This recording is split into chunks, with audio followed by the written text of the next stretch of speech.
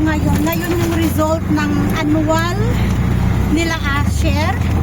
And bibili na rin kami ng books at may konting program sa school. Kaya pupunta tayo doon. At ayun, medyo nanghihina. Medyo nanghihina ako. Dala-dala ang mga bata maputa.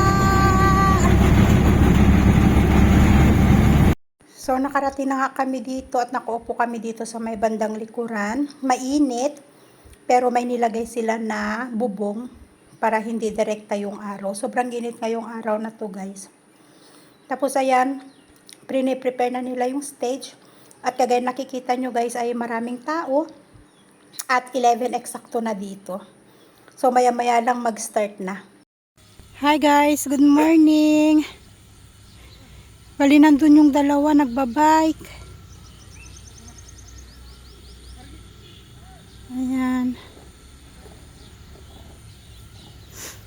Marami akong gagawin. Maglilinis ako ng bahay. Kahapon, pumunta kami sa school para kunin sana yung yung card ni Asher. Kaya lang sumamang pakiramdam ni Asis. Biglang sumakit ang ulo niya at tiyan. Kaya napauwi kami after 1 hour lang siguro kami sa school. Ngayon hindi na kami nakabalik. Dahil na rin siguro sa fasting nga kami. Kaya sobrang sakit daw ng ulo niya. Nung umuwi kami, nakatulog siya. Ngayon, di ko alam kung makakabalik kami. Kasi ngayon New Year. First day ng 2083. Dito sa Nepal. Baisak 1, 2083 dito sa Nepal. Di ko alam kung makakabalik kami sa school para kunin yung card ni Asher. Tapos bilhin na rin ng libro. May pinadala sila list ng libro ng mga mga bata. Iniwan ko saglit kasi pumunta ako sa toilet. Nagiiyak siya kaya ay nako. At ngayon pala pwede kaming magluto. Nagluluto kami ng pagkain namin. Pwede. May 2 araw, 3 araw. Pwede kaming magluto. Pwede kaming magluto ng gulay.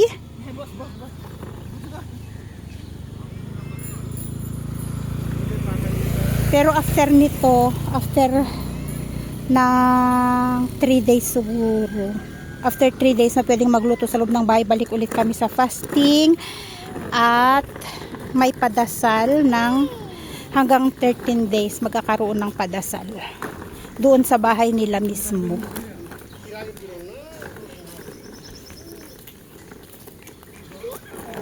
So gabi-gabi si Asis na andun. Kasi nga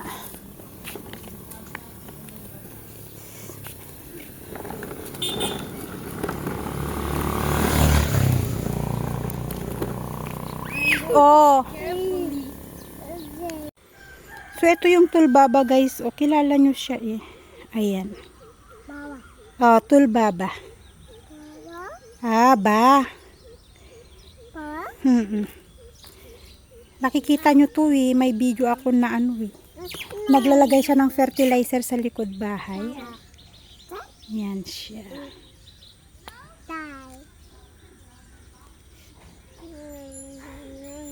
So stop muna ang fasting ngayon. Kaya kailangan kong magluto. Kaya lang nasa labas naman ang mga bata. Batuta. Nandun na si Asher.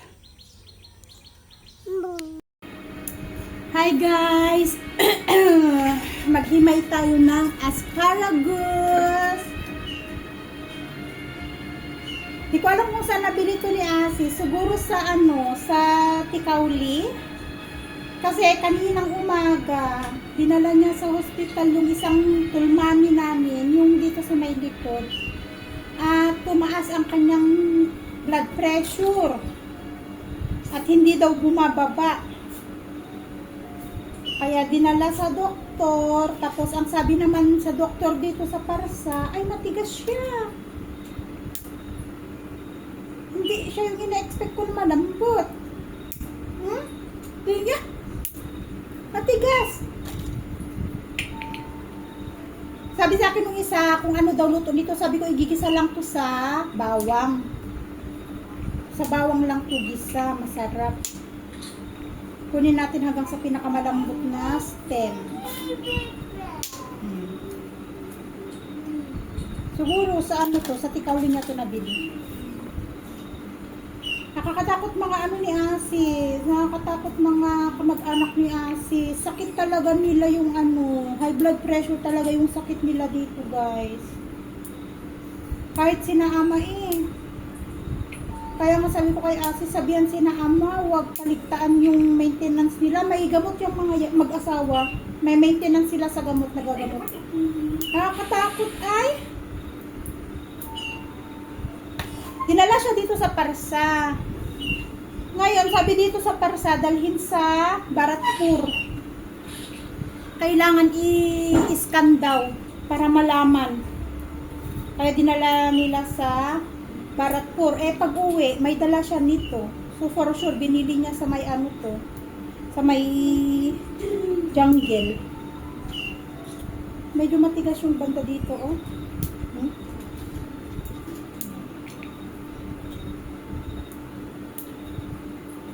At meron din siyang dalang fern.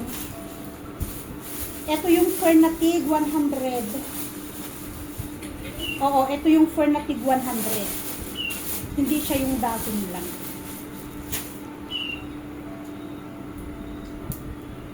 Di ko alam kung hanggang bukas, matigas siya. Oh. Di ko alam kung hanggang bukas pwede kaming magluto at kumain, makapagluto ng ganito. Bastang sabi sa akin ni Asis, after nito, mag-start ulit kami ng fasting kasi magsisimula na yung padasal. Gabi-gabi yon may padasal, gabi-gabi. Hanggang sa matapos yung 3 araw. Ay, matapos yung 13 days. Yes, anak ko! What happened? You know what is this, Asis? Asher? What is this? Stop that one. Oy, I'm taking video. Asparagus. You know what is this? Asparagus. Yeah, I know. I guess not. This looks like smell like ginger. Tigas. Kami lang naman kakain ito ni Asis. Hindi ko alam kung magugustuhan ni Asher. Ay, oo, ni Asher. Sarap nito eh, sa butter igisa. Wala man tayo butter. Sarap to sa steak. Gusto ni Asher ng steak. Sabi ko, saan ako bibili ng steak dito? What steak? Sa mga bata, pwede silang kumain ng may asin, pero bawal pa ang karne. Sa last day, doon pwede na lahat kumain. Kahapon, Diyos ko, parang hihimatay na ako kahapon, guys. Alam mo yung nanginginig, sobrang nginig na yung katawan ko. Na hindi na ako makakilos. Gusto ko na lang humiga at matulog. Asher, no? Asher, no? Kahit pala kumakain ka, kung walang lasang pagkain mo, parang wala din. Manghihina at manghihina ka din, walang asin sa kinakain. Sabi ko kay Asis, para akong hihimatayin, Asis. Alam mo yung parang gumagano na yung sate. Pero pupunta kami kaya hindi natapos yung yung result ng ni Asher. Hindi namin napatapos yung program, umuwi na kami. Lalo na kasi sabi niya sobrang sakit daw ng ulo niya at tiyan. Sabi niya. Hindi rin kami nakapunta ngayon kasi New Year ngayon, guys, dito sa Nepal. Ang haba nung kinuha nila pero matigas. Kunti lang yung makukuha. Ito lang ang pwedeng ganyan lang kahaba yung pwede mong kunin. Sayang tigas na. Ayaw. What? Ajur! Ajur, Jack? What do you want? What do you want? At yun guys, nahimay ko na ngayon. Ewan ko bakit saging.